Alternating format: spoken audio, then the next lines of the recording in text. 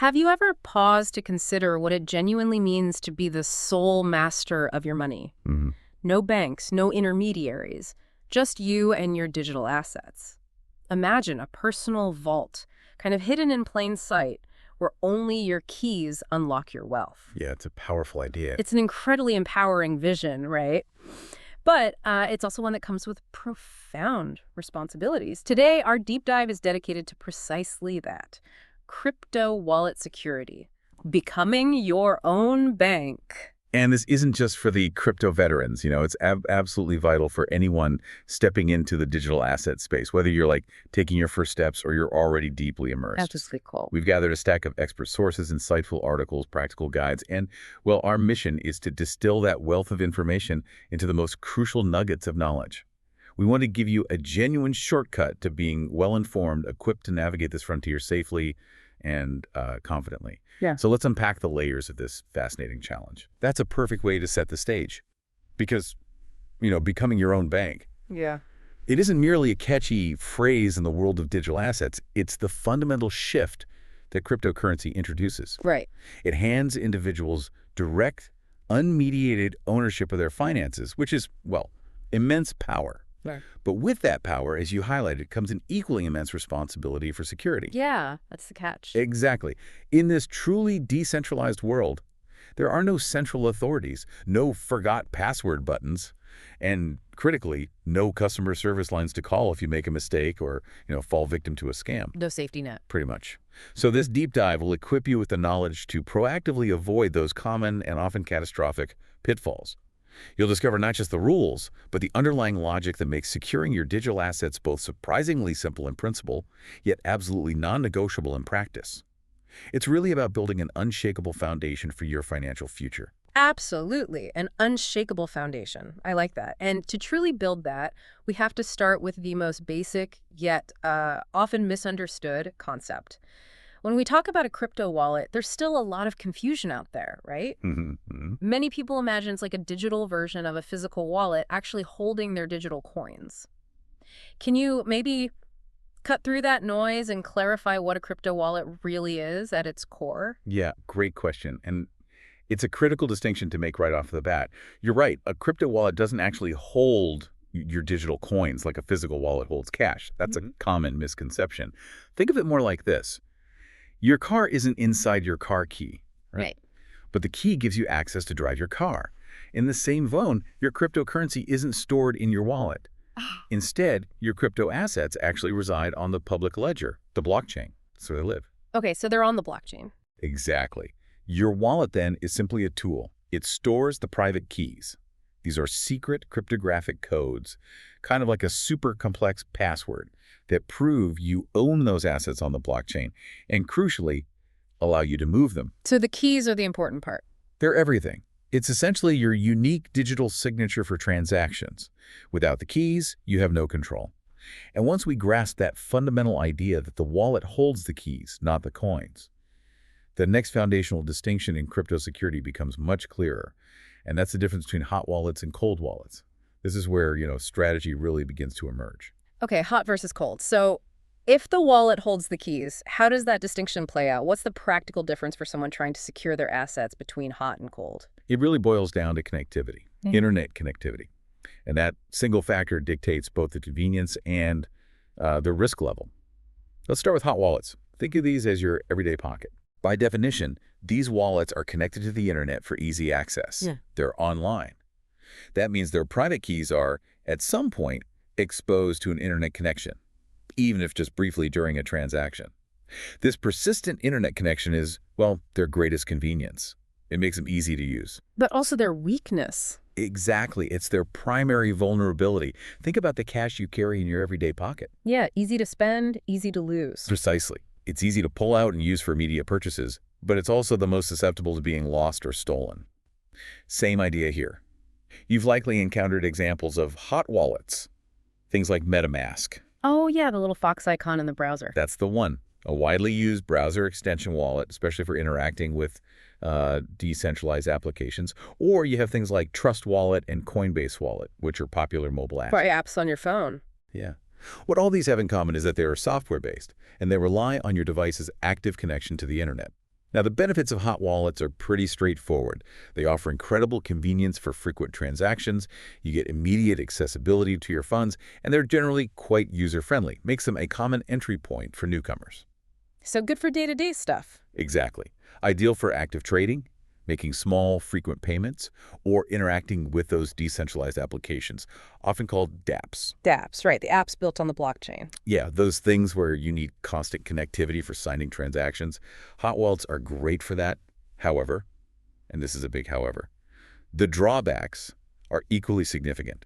They're inherently more vulnerable to online threats and hacks simply because of that internet connection.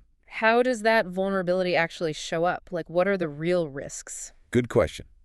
It manifests in several ways. Right. For instance, if your computer or your mobile device gets infected with malware, Viruses and stuff. right, malicious software designed to compromise your system, that malware could potentially access and drain your hot wallet.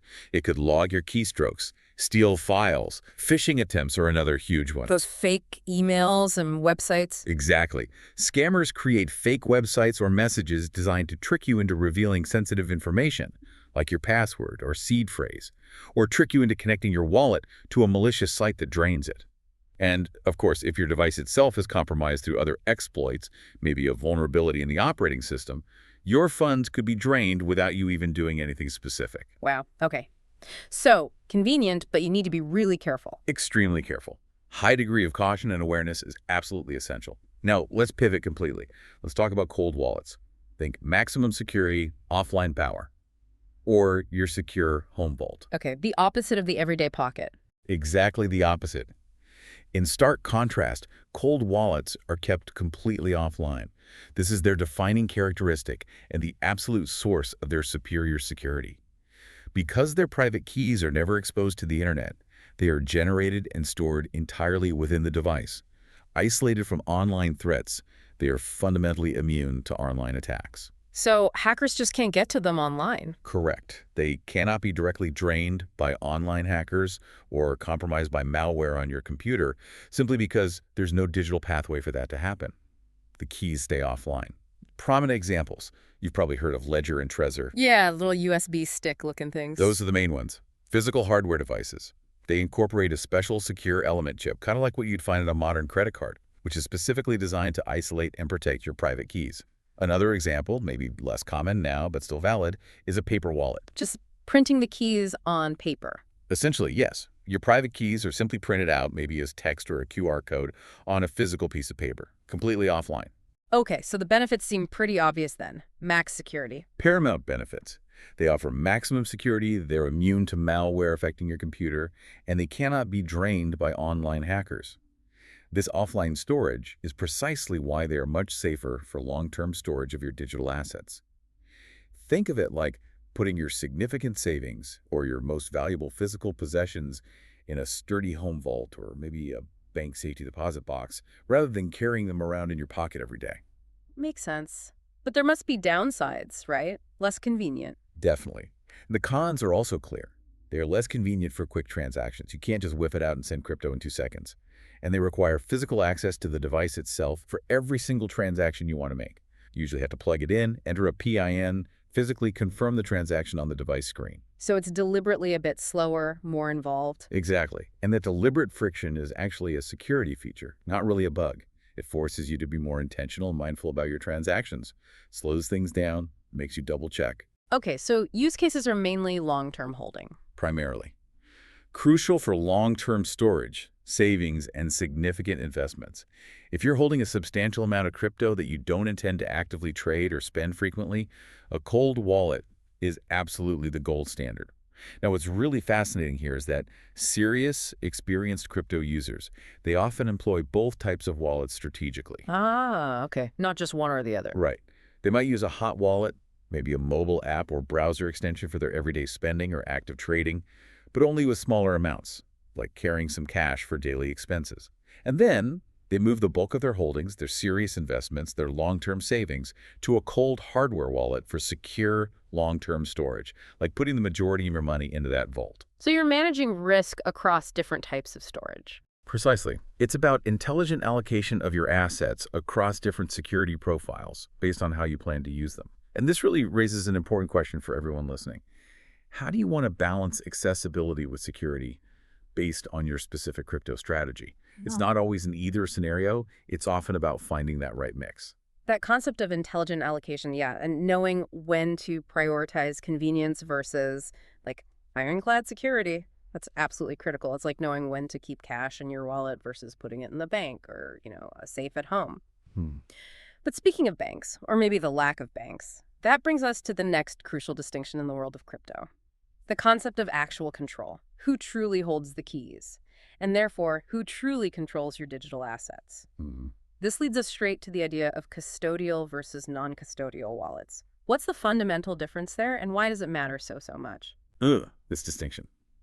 It's possibly the most fundamental concept if you truly want to understand what becoming your own bank actually implies.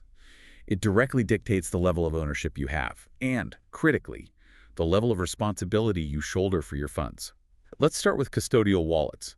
Think of this as trusting a third party. Okay, like an exchange. Exactly like an exchange. Sure. In this scenario, a third party holds and controls your private keys on your behalf. Think of popular centralized cryptocurrency exchanges. You mentioned Coinbase. Binance is another huge one. When you deposit cryptocurrency onto these platforms, they manage the private keys associated with your assets. So I don't actually have the keys myself. Correct. You, as the user, don't directly control those keys. You are essentially trusting the custodian, the exchange, to manage them securely for you. Fundamentally, what you have is an IOU from the exchange. They promise to give you your crypto back when you ask for it, but you don't actually hold the underlying asset yourself in the same way. Right. It's like money in a traditional bank account, in a way. You trust the bank. It's a similar trust model, yes. And the implication here is profound. You don't truly control your assets in the same way you would with, say, physical cash in your hand or gold bars in your personal vault. You are relying entirely on the custodian's security practices, their regulatory compliance, their operational integrity. Basically, you're trusting them. And that comes with risks, I assume. Significant risks. We've seen numerous, sometimes devastating instances of exchange hacks. Yeah, you read about those. Millions lost. Millions, sometimes billions of dollars in user funds stolen because of vulnerabilities in the exchange's own systems. It's a huge honeypot for hackers. Beyond just hacks, there are also regulatory issues that can crop up. Like government stepping in? It's exactly. Or the exchange itself facing legal challenges or internal problems. This can lead to accounts being frozen, assets becoming inaccessible, sometimes with very little warning.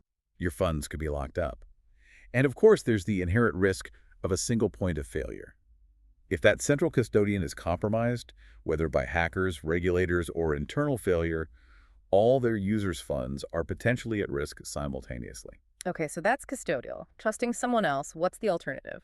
The alternative is non-custodial wallets, and this embodies true self-sovereignty. This is the being your own bank part. This is absolutely the core of it. With a non-custodial wallet, you, the user, have sole control over your private keys. This means you, and only you, have access to your funds. It grants you complete ownership and critically complete responsibility for those funds.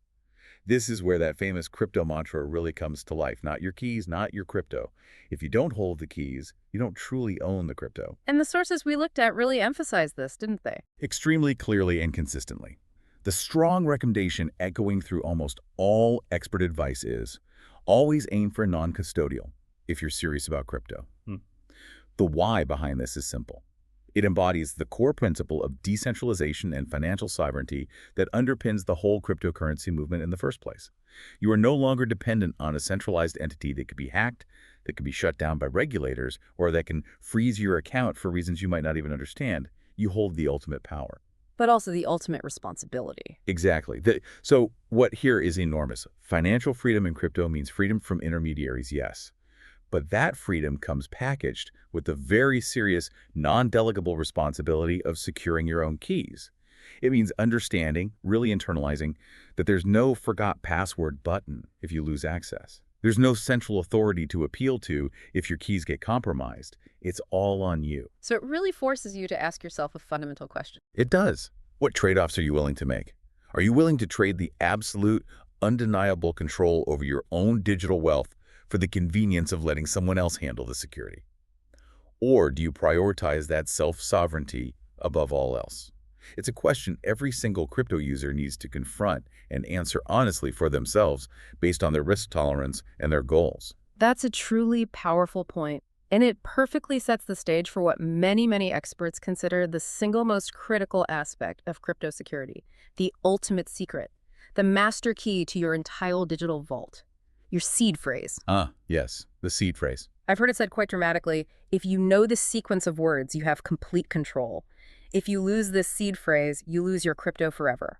Is that really the absolute truth? No exaggeration. It is the absolute unvarnished truth. Okay. And it honestly bears repeating with the utmost gravity, maybe even multiple times. The seed phrase you'll also hear called a recovery seed, recovery phrase, or mnemonic phrase is perhaps the single most important piece of information in your entire crypto journey, full stop. Okay, so break it down. What is it exactly? What it is.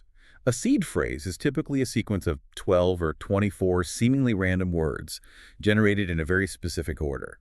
Think words like apple, river, mountain, journey, etc. This deceptively simple sequence of words acts as a universal master key for your non-custodial wallet. It can regenerate all your private keys and, by extension, give you access to all the funds associated with that wallet. Doesn't matter if it's a hot wallet like MetaMask or a cold hardware wallet like Ledger or Trezor. So it's like a backup for everything. It's the ultimate backup. When you initially set up a new non-custodial wallet, the very first and most mandatory step is generating and then immediately securing this phrase. It's like the wallet's fundamental DNA, its absolute core identity. And why is it so critical, the lose it, lose everything part? Why it's critical. The sources, the experts, everyone cannot stress this enough. If you lose this seed phrase, you lose your crypto forever. And that is not hyperbole. It's the literal reality of decentralized systems. There is no recovery process if you lose it. There's no central server storing a backup that can reset it for you. There is no customer support department that can magically help you regain access. Because you're your own bank. Precisely. The finality of this laws is absolute, because the entire system is designed specifically to remove those intermediaries and safety nets. You are the sole custodian, the sole guardian of that master key. If it's gone destroyed in a fire, lost, forgotten, your connection to your funds on the blockchain is severed permanently. Imagine a physical safety deposit box with a truly unbreakable lock, and the only key that exists in the universe is a fragile piece of paper that you, and only you, are responsible for safeguarding. That's the level of responsibility we're talking about. Okay. Message received. So how do people mess this up? What are the big mistakes, the never do this list? Right, let's talk pitfalls. The never do this list. These are the common, often devastating mistakes that lead to irreversible loss of funds. First and foremost, the absolute cardinal sin. Never, under any circumstances, save your seed phrase in digital formats, ever. No digital copies at all. None. Zero. This means no screenshots. Don't ever take a picture of it with your phone or computer. If that device gets compromised by malware or even just lost or stolen, that screenshot is immediately vulnerable. It's like leaving your house key taped to your front door. Okay, bad idea. Terrible idea. No cloud documents? Don't save it in Google Docs, Dropbox, Evernote, Apple Note, any cloud service. These are stored online, making them vulnerable to cloud account hacks. If someone gains access to your Google account, for instance, they potentially have your feed phrase. Remember, cloud services are centralized targets. Right, defeats the purpose of decentralization. Completely. No texts or emails. Don't text it to yourself. Don't email it to yourself or anyone else. These are inherently insecure communication channels. Your messages are stored on servers, potentially accessible to third parties, and your phone or email account can be hacked, intercepted, or subject to SIM swapping attacks where someone steals your phone number. Okay, SIM swapping, that's scary. It is. And basically, no online location whatsoever. The absolute moment your seed phrase touches the internet, even for a split second in a private message you think is secure, you fundamentally destroy the offline security advantage that makes it truly safe. The rule has to be simple and absolute. Never online, never shared electronically. Okay, keep it offline. What else? The second equally vital rule, never share your seed phrase with anyone, no exceptions. This is an absolute non-negotiable ironclad rule. Anyone who asks you for your seed phrase, regardless of who they claim to be. Like support staff. Exactly. A supposed representative from a crypto project, someone claiming to be support staff from your wallet provider, a new friend you met online, a supposed exchange employee helping you with an issue. They're always a scammer, 100% of the time. No legitimate reason to ask for it. Never. Sharing your seed phrase is the direct equivalent of handing over the keys to your entire bank vault, with all your cash, gold, and family heirlooms inside. They will immediately drain your funds, and there will be absolutely no recourse, no way to get it back. It's the ultimate social engineering vulnerability preying on trust or panic. Okay. Never digital, never share. Got it. So what should we do? What are the good ideas, the essential practices? Right. Let's focus on the responsible way to handle it. The good ideas list. Essential practices. These are your ironclad rules for actually securing your digital lifeline. The absolute gold standard for security is physical backups. Tangible, offline copies. Like literally writing it down. Yes. First step, write it down on paper and store it in a fireproof safe. Use good quality paper, maybe use waterproof archival ink so it doesn't fade or run. Some people even laminate the paper for extra protection. The physical offline nature makes it immune to digital hacks. And the fireproof safe protects against common household disasters like fires or floods. Okay, paper in a safe. Seems straightforward. It is. But for even greater durability and, frankly, peace of mind, especially if you're securing significant holdings, consider metal backups for durability. Metal backups, like engraving it. Exactly. These are specialized plates, often made of stainless steel or titanium. You can engrave, stamp, or etch your seed phrase words onto the metal. These things are highly resistant to fire, water, corrosion. They're designed for multi-decade, even potentially multi-century storage. They can survive things paper just can't. This reflects the long-term thinking required for securing truly valuable assets. Wow, okay. Metal plates, that's serious. It reflects the seriousness of what you're protecting. Then there's a critical principle of redundancy through multiple locations. Don't put all your eggs in one basket. Precisely. Don't rely on just one copy, even if it's metal in a safe. Create multiple copies, store them in different secure physical locations, and hide copies in multiple secure places. This is the redundancy principle protecting you against a single point of failure. What if your house burns down, even with a fireproof safe? They have limits. What if there's a flood? What if one location is subject to theft? Right. If one copy is destroyed or lost, you still have others. Exactly. So maybe you keep one copy in your fireproof safe at home. Maybe you put a second copy in a bank safety deposit box. Perhaps a third copy is stored securely at a trusted family member's house or at a separate property you own. The key is geographic separation and security at each location. Makes sense. Spread the risk. Spread the risk. And finally, it circles back to total privacy. This just reiterates that crucial point. Your seed phrase is yours, and yours alone.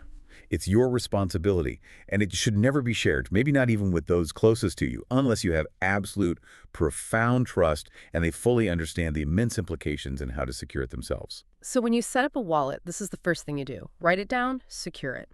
Immediately. When you first initialize a new non-custodial wallet, the software will generate this unique phrase for you.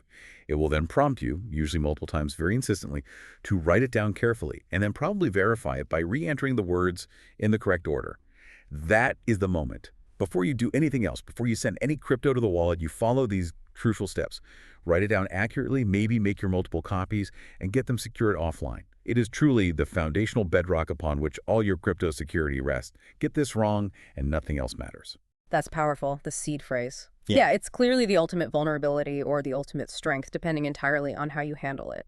And when we talk about taking that security to the highest possible level, especially for, long-term investments or significant amounts, one tool consistently stands out as the pinnacle of personal crypto security: the hardware wallet. Why are these devices considered the gold standard? What makes them so robust compared to, say, just software on my phone? That's a great question, and it really highlights where the physical meets the digital in achieving top-tier crypto security. Hardware wallets are consistently recommended as the gold standard for securing any significant crypto holdings precisely because of their fundamental design and how they function. So why use one? What's the core benefit again? Why use a cold wallet hardware wallet? As we touched on earlier, the core benefit, the killer feature, is that hardware wallets store your private keys offline. The keys live inside a specialized, secure chip within the physical device itself, completely isolated from the internet. This means they are effectively immune to malware. They might be on your computer or phone, and they can't be drained by online hackers through remote attacks. Because the keys never go online. Never. Unlike hot wallets, where your keys might briefly exist in your computer's memory while signing a transaction, a hardware wallet keeps your private keys completely isolated, permanently offline within that secure chip. When you want to make a transaction, here's what happens. The transaction data, like send X amount to Y address, is sent from your computer or phone to the hardware wallet. Then, the transaction is cryptographically signed inside the secure chip on the hardware device using your offline private key. And then, only the signed transaction, which is just data proving authorization, not the key itself, leaves the device to be broadcast to the blockchain. Your private key never leaves the secure confines of the device and is never exposed to your potentially compromised computer or the internet.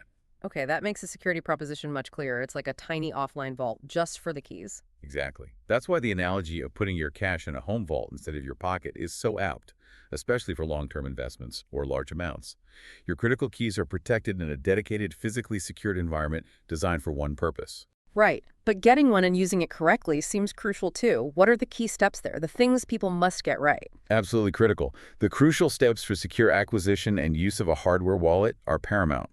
This is where, unfortunately, some users make very costly mistakes, completely undermining the security they think they're getting. Okay, step one. Buying it. Step one, and this is the absolute golden rule, non-negotiable. Purchase safely.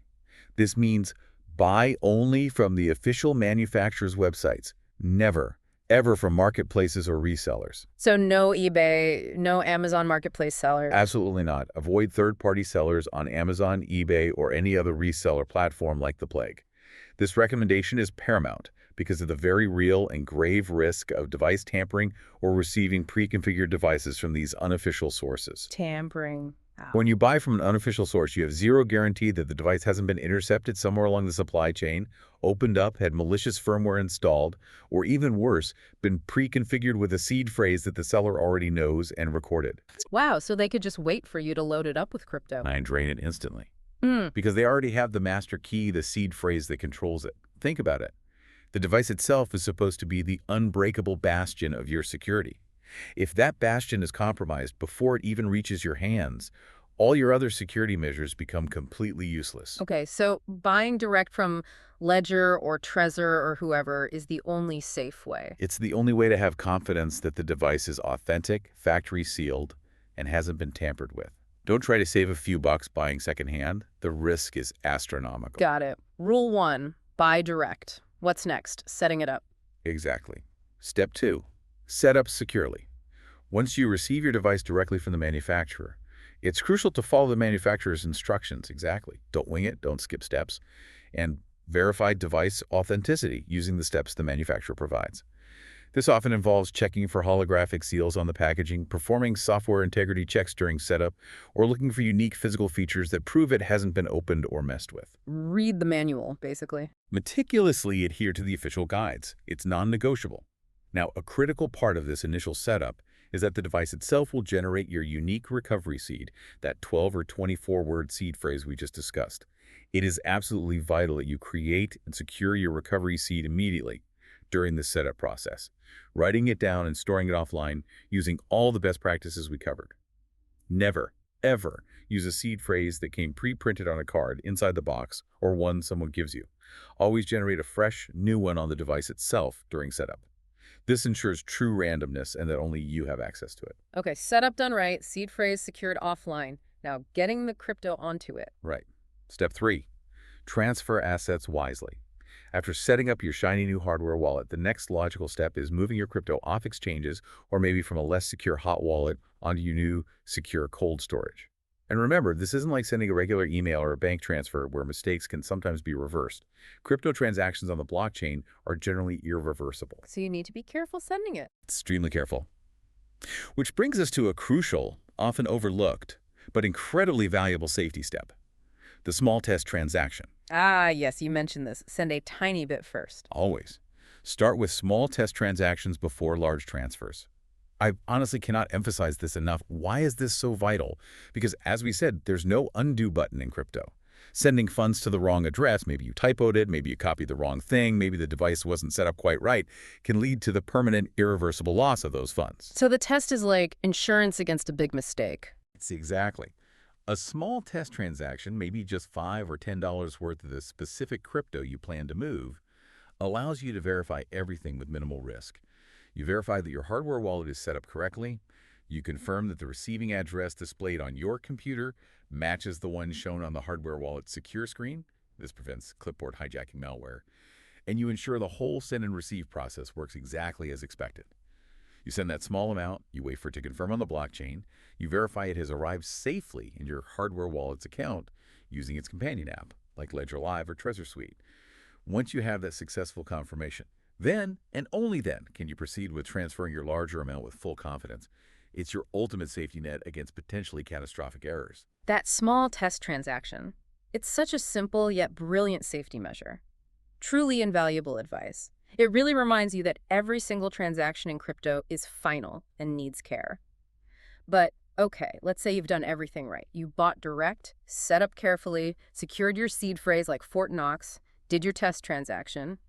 Even then, the digital landscape remains, as you aptly put it earlier, a kind of digital Wild West, absolutely filled with prevalent scams. Unfortunately, yes. It's a target-rich environment. It feels like a constant battle of wits out there sometimes. Can you maybe empower us, the listeners, to identify and avoid the most common traps, make us more resilient defenders of our own digital assets? Absolutely. Forewarned is forearmed, as they say. The ingenuity of scammers in the crypto space is unfortunately quite vast, and they are constantly adapting their tactics to bypass new defenses or exploit new technologies. Knowing their common playbook, understanding their main strategies is undoubtedly your best defense. Let's walk through some of the most common scam types you're likely to encounter out there. Okay, let's learn the enemy's moves. Lay it on us. Right. Overview of common crypto scam types. Know your enemy. 1. Fake apps and browser extensions.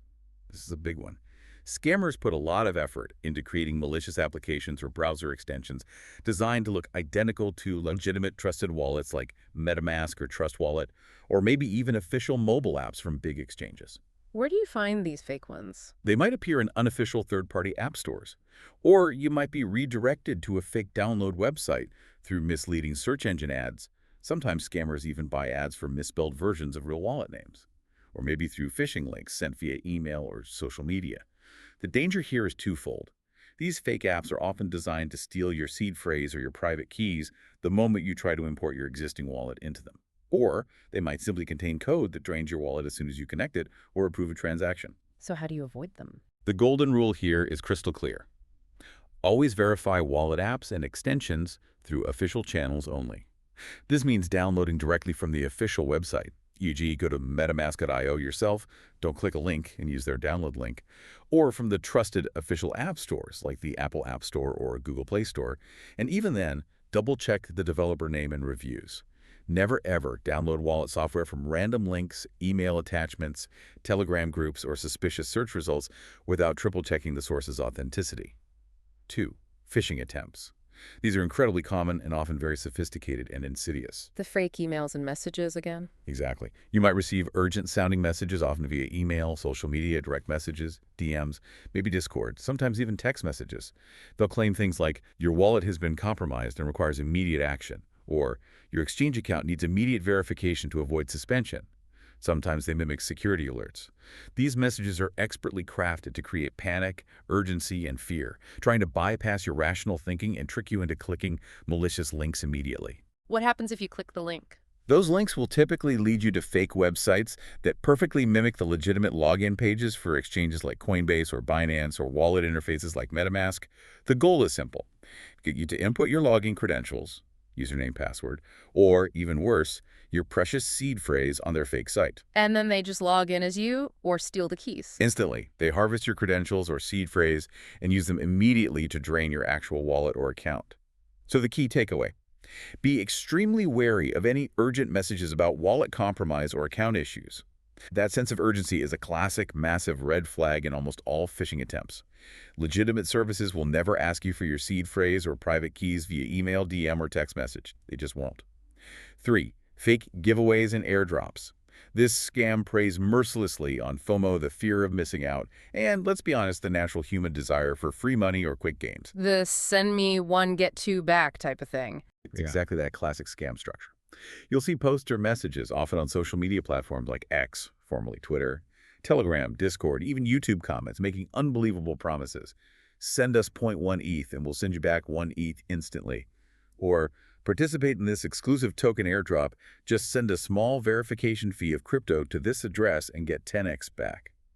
These often impersonate famous figures. You see a lot of fake Elon Musk giveaways, or they mimic legitimate crypto projects launching a new token. But nobody just gives away free money like that, right? Absolutely not. The absolute truth you need to burn into your brain is no legitimate project or giveaway ever asks you to send them crypto first with promises to return more. It simply does not happen. If it sounds way too good to be true, it absolutely, positively is a scam. Once you send them crypto in these schemes, it's gone forever. There are no exceptions. 4. False support scams. This is another common social engineering tactic. Scammers often impersonate customer support staff from legitimate crypto services, exchanges, or wallet providers. How do they find you? They might proactively reach out to you directly, perhaps after seeing you post a question or complaint publicly on social media or a forum. Hey, I saw you're having trouble with X wallet. I'm from support. DM me to resolve it. Or they might set up fake support hotlines or websites that appear in search results when you look for help. Their primary objective is always the same: gain your trust, pretend to help you resolve an issue, and then, under that guise, trick you into revealing sensitive information. They might request your seed phrase to restore your wallet, or ask you to sync or validate your wallet by entering your seed phrase on a malicious website they provide. But real support would never ask for the seed phrase. Never, ever, ever. This is a critical red flag to remember. Real support will never request your seed phrase or private keys. Period. Legitimate support staff might ask for public information, like your public wallet address, which is like your bank account number safe to share, or a transaction ID to investigate an issue, but they will never need your private keys or seed phrase to help you. Anyone asking for those is a scammer trying to steal your funds. Okay, those are some scary but important scams to recognize. So beyond just spotting the scams, what are the best proactive things we can do every day to stay safe? The best practices. Excellent question. Spotting scams is reactive. Building good habits is proactive defense. Best practices for staying safe. Proactive defense. First, and it sounds repetitive, but it's that important, never share your seed phrase with anyone. You've said it multiple times and it bears repeating constantly because it remains the single most common and catastrophic way people lose their crypto. Just don't do it, ever. Consider it the nuclear launch code for your personal finance.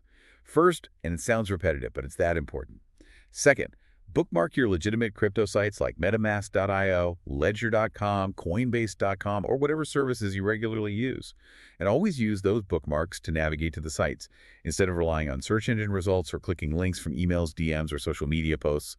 This drastically reduces the risk of accidentally landing on a sophisticated phishing site with a subtly misspelled URL, like metamask.io with 2 Ks, or ledgr.com missing the E. Bookmarks bypass that risk. Good tip. Avoids the dodgy links. Exactly. Third, related to that, always verify links before connecting your wallet or entering credentials. Even if a link looks legitimate, take a second. Before you click, hover over it with your mouse on desktop or do a long press on mobile to preview the actual destination URL. Check it meticulously, character by character. Scammers are incredibly clever with using similar-looking characters or slight misspellings. Trust, but verify every link. Fourth, and this is becoming increasingly important with DeFi and dApps, avoid signing random smart contracts or approving token allowances unless you 100% trust the source and understand what you're approving. Signing contracts, what does that really mean? When you interact with decentralized applications, apps, maybe swapping tokens on a decentralized exchange, lending crypto, or playing a blockchain game, your wallet will often ask you to sign a transaction or approve spending for a specific token. Think of a smart contract like a programmable agreement or a vending machine on the blockchain. When you sign or approve, you're giving that smart contract specific permissions to interact with your wallet or tokens according to its code. And that can be risky. It could be very risky if the smart contract is malicious or has vulnerabilities. Signing a malicious contract could grant it permission to drain your entire wallet balance of a specific token, or maybe even give it unlimited approval to spend that token from your wallet forever without needing further interaction from you. What's fascinating and scary here is how often users unknowingly give away significant control through these seemingly innocuous clicks, just trying to use a new dApp quickly. So always try to understand what permissions you're granting, be wary of contracts asking for unlimited approvals, and only interact with well-audited, reputable projects. That's a really crucial point about smart contracts and permissions. It really highlights how sophisticated these threats can become. It's clearly not just about guarding your seed phrase like a dragon guarding gold, but also being incredibly mindful about, well, what digital doors you're opening and what permissions you're handing out along the way. Now, beyond just avoiding these crypto-specific scams that target your wallet directly, it feels like many general cybersecurity best practices must also apply here and could significantly boost your overall crypto security posture. Oh, absolutely. You're exactly right. Crypto security doesn't exist in a vacuum. It's deeply intertwined with your overall digital hygiene and security practices. A strong defense is, by necessity, multi-layered, and good general cybersecurity forms a critical outer layer. So, what are some of those broader digital habits we should all be adopting to build a truly comprehensive layered defense for our crypto? Great question. Let's cover some key general security best practices that everyone should implement. 1. Use 2FA everywhere, two-factor authentication. Explanation. This is just fundamental cybersecurity 101 these days, but it's doubly, triply critical in the crypto space. Add an extra security layer to all your important online accounts.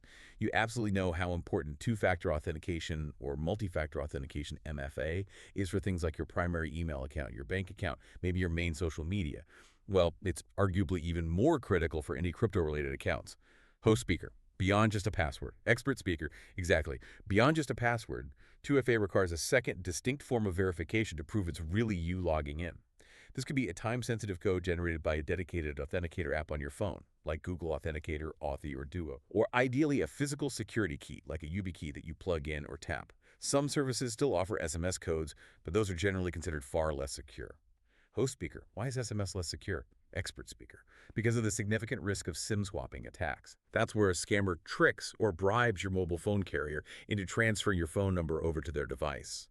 If they manage that, they start receiving your SMS 2FA codes, effectively bypassing that layer of security. App-based authenticators or physical hardware keys don't have that vulnerability. Importance. Regardless of the method, though prefer app key over SMS, 2FA significantly reduces the risk of unauthorized account access, even if your password gets stolen or leaked in one of the many data breaches that happen constantly. If a hacker gets your password, they still need that second factor, the code from your app or the touch of your physical key to actually get into your account.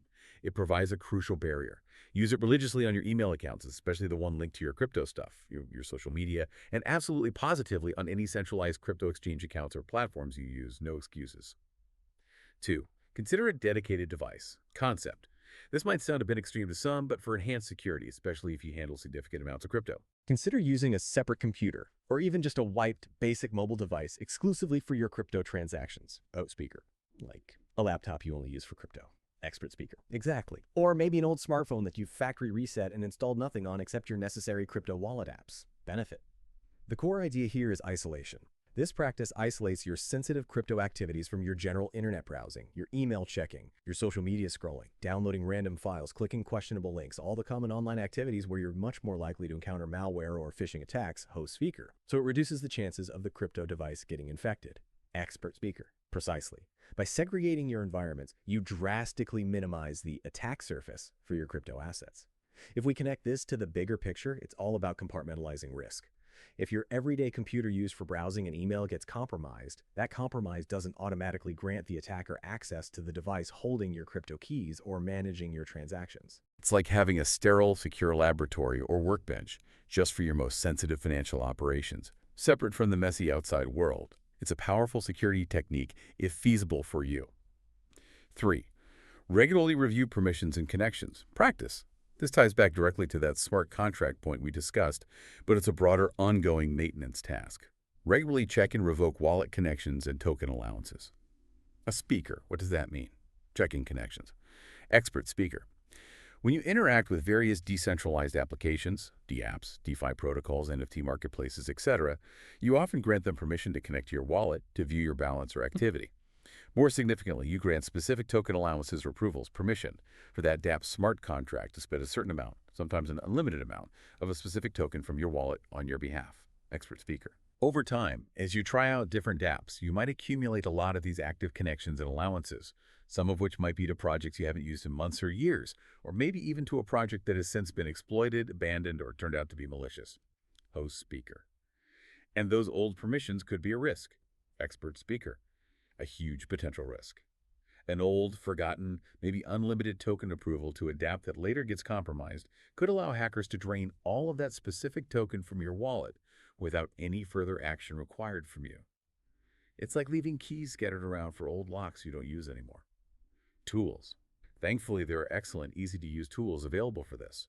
Services like Revoke.cash or similar allowance checker or wallet scanner tools, often found on blockchain explorers like Etherscan, allow you to connect your wallet safely, in read-only mode usually, and see a list of all the token allowances and permissions your wallet has granted across different apps. You can then easily review this list and click to revoke any permissions you no longer need or trust, directly initiating an on-chain transaction to cancel them. Why important? Regularly reviewing and proactively revoking unused or suspicious permissions is a crucial proactive hygiene step. It helps you maintain granular control over which external contracts can interact with your funds, significantly reducing your exposure to exploits targeting old or forgotten approvals. Make it a regular checkup, maybe monthly or quarterly. 4. Stay educated and vigilant. Continuous learning. This might be the most important, yet hardest to quantify, practice. The crypto space is incredibly dynamic. The technology evolves rapidly, new protocols emerge, new opportunities appear, and unfortunately, so do new threats, new scam techniques, and new vulnerabilities. It's a constant cat-and-mouse game between builders, users, and attackers. Therefore, you must follow security updates from trusted sources. Host speaker. Like who? Expert speaker. Reputable crypto security blogs and news sites. Well-known security researchers on platforms like Twitter. Official announcements and security advisories from the major wallet providers. Ledger, Trezor, MetaMask often publish security notices. And established crypto auditors. Also, crucially, learn from real experience, not just hype. This means paying attention to reports of recent hacks, scams, and exploits. Understand how they happened, what the attack vector was, so you can learn to recognize and avoid similar situations yourself. Don't just chase the next hot token. Understand the risks involved, importance. Continuous education and maintaining a healthy level of skepticism are absolutely critical to staying ahead of the curve, or at least not falling behind. Complacency is your enemy here. Your knowledge, combined with diligently applying all these practical security steps, is truly your first and best line of defense in navigating the digital frontier safely. And maybe as a final bonus tip, which really just reinforces the core message we've emphasized throughout this entire deep dive. For any amount of crypto you can't afford to lose, especially your long-term holdings or savings, use a hardware wallet. It circles back to that fundamental principle. For serious security of significant value, offline, cold storage is paramount. It's not just a casual recommendation. For many, it should be considered the wisest default path for achieving true self-sovereignty over your digital assets. Wow. Okay. What an incredibly extensive journey we've just taken. We truly started by exploring that core idea, what it really means to become your own bank in this digital age, understanding that it's this profound shift in both control and responsibility. We then methodically unpack those foundational differences between hot wallets and cold wallets, dissecting their convenience versus their crucial security implications for different needs, different use cases. From there, we went deep, really deep into the absolute non-negotiable rules of seed phrase security, that critical master key that demands physical, offline, redundant, multi-location backups for any genuine peace of mind. The bedrock. Exactly, the bedrock. Then we elevated our understanding to the gold standard of hardware wallets, emphasizing those critical steps for safe acquisition by direct and secure asset transfer, including that invaluable, potentially fortune-saving small test transaction. And, of course, we journeyed deep into that digital Wild West, hopefully arming everyone listening with the knowledge to identify and proactively avoid the most prevalent and insidious crypto scams, from those malicious fake apps to the panic-inducing phishing attempts and fake support agents. Know your enemy. Know your enemy.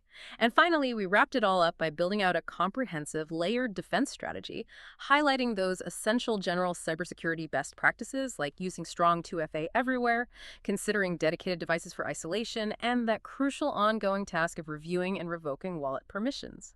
This deep dive has truly been about taking control, about demystifying the process, and ultimately mastering crypto wallet security. The goal was always to empower you, the listener, to navigate this exciting but sometimes perilous space with confidence and competence. Precisely. And perhaps the most important thing to leave everyone with is this. Remember, knowledge is most valuable not just when it's acquired in your head, but when it's genuinely understood, and, most importantly, actively applied in your actions.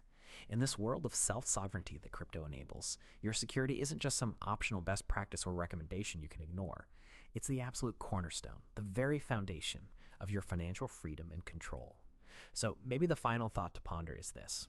Reflecting on everything we've discussed, what stands out to you personally as the single most critical step you'll commit to taking, maybe even starting today, to truly become your own bank and rigorously secure your digital assets? That's a powerful and incredibly practical question to end on, a call to action. We genuinely encourage you, everyone listening, to take these insights, take that question seriously, and put this knowledge into practice immediately. Don't wait. Thank you so much for joining us on this deep dive into the critical world of crypto wallet security.